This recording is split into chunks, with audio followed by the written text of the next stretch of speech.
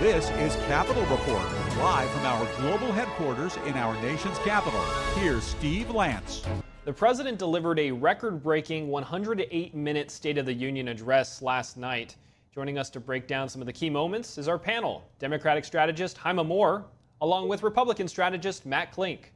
Great to have you both back on. Now, President Trump yesterday outlined a new retirement plan that would have the federal government match a portion of contributions made by American workers when their employers don't currently offer a match. Let's take a look.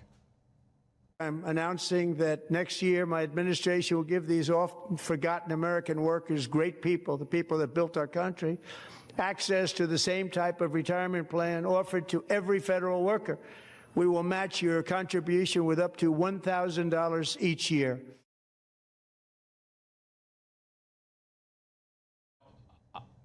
Jaime, I want to ask how significant this proposal is. Does it compare at all to President Biden's Secure 2.0 Act? Could this be an area for bipartisan agreement, you see? Yeah. Hey, Jack, good to see you, and thanks for having me back.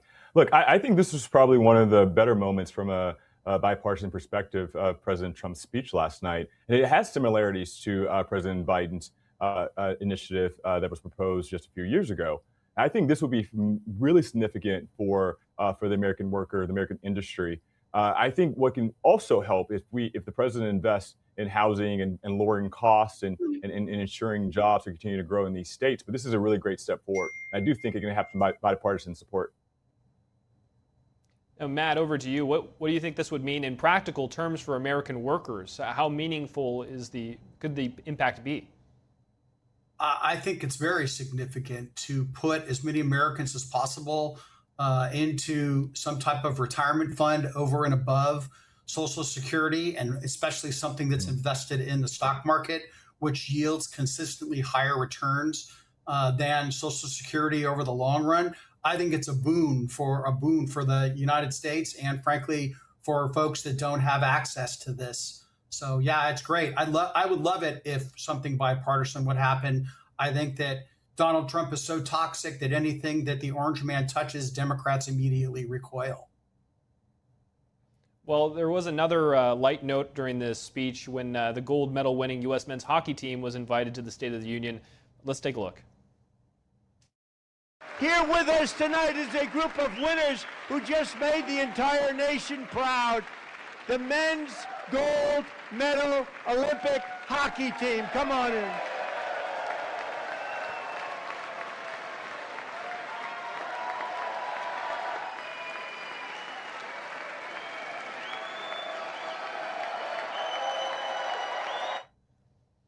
Now, there were many Democrats joining Republicans in a standing ovation for the athletes.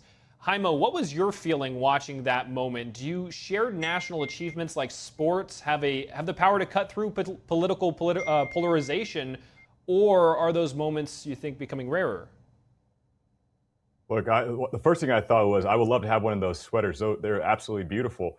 Hey, Jack, I'm old enough to remember when sports, right, when sports were the great unifier, and I think we all have had such an incredible 5-10 years post-COVID where we just need some really good news to bring the country back together. And the Olympics tend to do that. Looking forward to LA in 28. That's all exciting. And so, look, I think Democrats were right about cheering for this team. Both the women and the men brought home the goal, and we're proud of them. And these are moments that should make you proud to be American. But it shouldn't be the only moments that make you proud to be an American. I think sports are going to be something that will always bring us together. But obviously, the president can do a little bit more to be less divisive. Matt, how can moments like this help shift the conversation back toward unity, toward the idea of one nation? Well, look, everybody who is an American citizen should be incredibly proud, not only of the men's team and the women's team that won the gold. I mean, other than Canadian tears, maybe if you have an affinity in your heart for Canada, but other than that, look, America, we dominated. We finished. I mean, the Winter Olympics aren't really our thing. Norway still came out on top, but we had the most number of gold medals ever. I'm just writing an article about this right now. I want America to win the gold, silver, and the bronze and everything. I want America to dominate. It shows that a free country like ours has the best athletes. We let the best develop. This is pure meritocracy. There's no, you don't get in here because of who you know, or you either are a great athlete or you're not. And America dominance is a good thing for the world.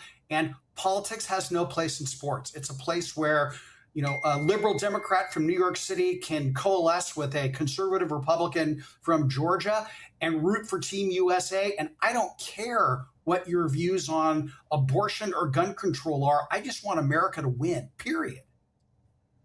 Great. Well said. And to do it nonetheless on the 250th anniversary.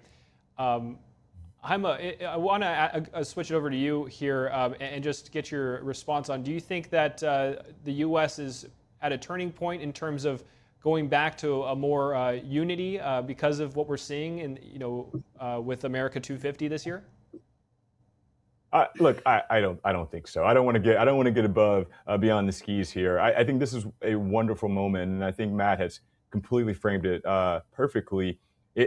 I hope that this is a blueprint for how we can come together and have these really great unifying moments. Like I said, this year, the 250, looking toward 2028 for the LA Olympics, these are moments that we can really show that all the things that the world has seen about America, heard about America over the last decades are false.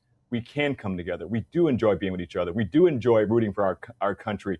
We do want to promote American innovation and American ingenuity. And so I think this could be a blueprint. I'm not quite sure this is the turning point just yet. Sure. Let's pivot back to the speech now. Roughly half of the congressional Democrats did not attend President Trump's address.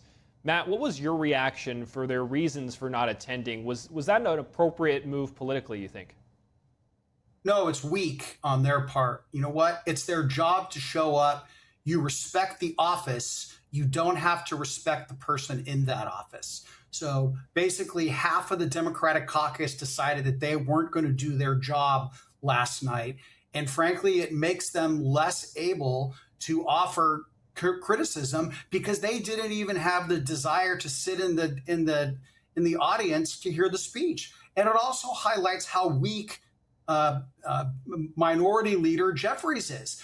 What he should have said and what Nancy Pelosi would have done is she would have said, if I have to endure this speech, you're going to endure it with me. Suck it up and sit down and listen to the speech. And having, Tlaib and Omar shriek out, it makes them sound foolish. They're never going to shout down a president who's standing up with a microphone.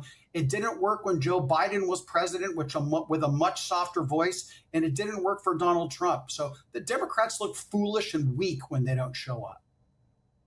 Now, there were several competing anti-Trump events held at the same time, and they were across the ideological spectrum from liberal to very progressive groups. Jaime, what was the strategy behind that? Does it reflect possible divisions within the Democratic Party? Look, and maybe we're also having one of those unifying moments, because I'm having a hard time disagreeing with Matt today on certain things. I have great respect for Leader Jeffries and for Leader Schumer. And I agree with Matt. If Nancy Pelosi was still the leader or the speaker, she would have had that entire caucus there and it would have been unified.